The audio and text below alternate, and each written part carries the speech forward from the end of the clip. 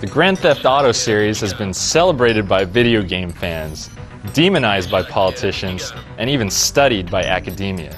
Today, the franchise is one of the most recognized video game brands on the market. Each of the last 2 games in the Grand Theft Auto series has sold millions, and the newest one, Grand Theft Auto San Andreas, is poised to sell even more. The original Grand Theft Auto was released on the PC in early 1998. But even for those days, the game's top-down 2D graphics are pretty clunky looking. It was the game's irreverent style and open-ended gameplay design that made the game a cult hit among game players. GTA offered 3 different large cities to explore: Liberty City, Vice City, and San Andreas. As you started each level, your character went to a payphone to pick up his first criminal mission. These missions would take you all over the city and varied from simple taxi jobs to assassinations and even car theft rings. A big part of the fun was exploring each city and finding the secret missions to do, or just causing general mayhem while eluding police and using weapons like machine guns, rocket launchers, and flamethrowers. The game eventually found its way onto the original Sony PlayStation, and an expansion pack called London 1969 plus a sequel, GTA 2, eventually were released. These additions to the franchise didn't change the gameplay all that much. It was Grand Theft Auto 3 that revolutionized the franchise, and many would argue, gaming in general.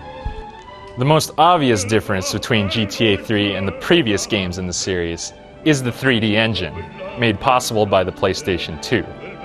Instead of having a detached, top-down view of the action, Grand Theft Auto 3 allowed you to explore a fully 3D world from a third-person perspective. This change brought you much closer to the action, giving the game a more personal feel, like you're watching an action movie. The use of celebrity voice actors like Michael Madsen and Kyle MacLachlan also added to the atmosphere. The open-ended gameplay design of the original games remained, allowing you to still explore a huge city, jack cars, shoot random people, and cause mayhem. But despite the fact that there's only one city in GTA 3, the opportunity for exploration was greater than in previous games. Another huge change is that the game designers included a main storyline, taking cues from popular crime films like Goodfellas and Heat. The way the story was integrated gave players a much better sense of purpose to every mission. Every time you delivered a package, knocked off an opposing crime boss, or tailed a snitch, you were helping your family get ahead in the mob wars. Whoa, hold up a sec. What? What? They did what?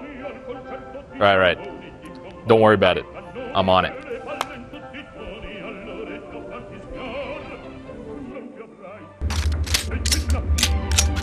Hi, Bob. Ooh, nice gun. Hey, don't shoot me. Ah! Oh. Hey, that's my scooter, you jerk. Oh, I see that blade. You want some money? If you got money, you can get both of us, honey. He's got a gun!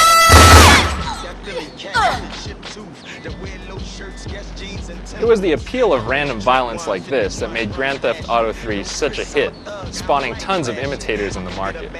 But none of these really surpassed Grand Theft Auto until the next GTA in the series, Vice City.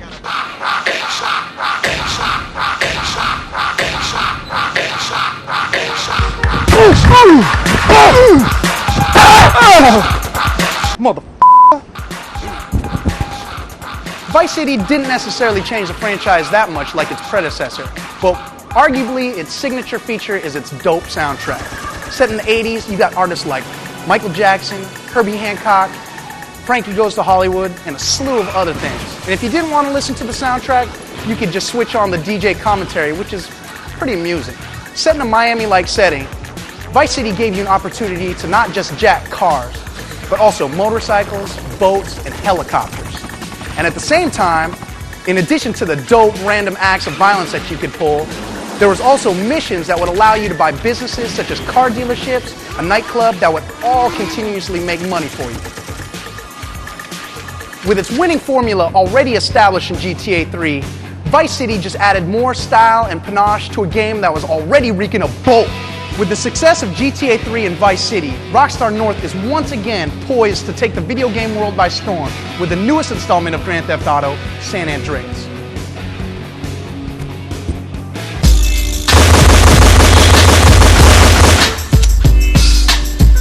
Yeah.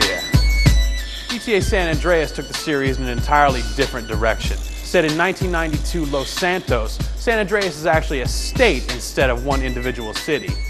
This time you get 3 different cities in all. Los Santos is the game's take on Los Angeles, San Fierro is San Francisco, and Las Venturas is Las Vegas. The story in San Andreas is much in the same way of classic gang films like Menace to Society, Boys in the Hood. Basically, you're put in the role of Carl C.J. Johnson. Carl's been living out in Liberty City for 5 years trying to get away from the gangs, but his mother dies and he has to come home to bury her. That's where he hooks back up with his brother Sweet and his partners Ryder and Big Smoke.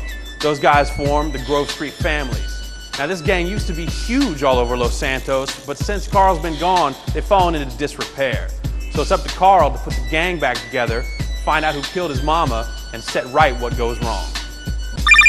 Hold on. Yeah. Nah, yeah, I'll be there. All right, now, 1.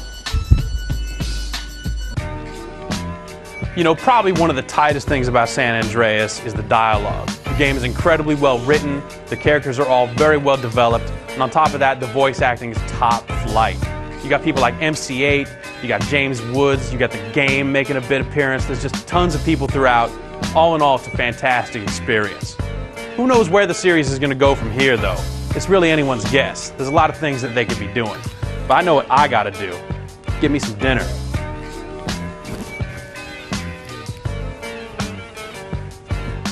Peace.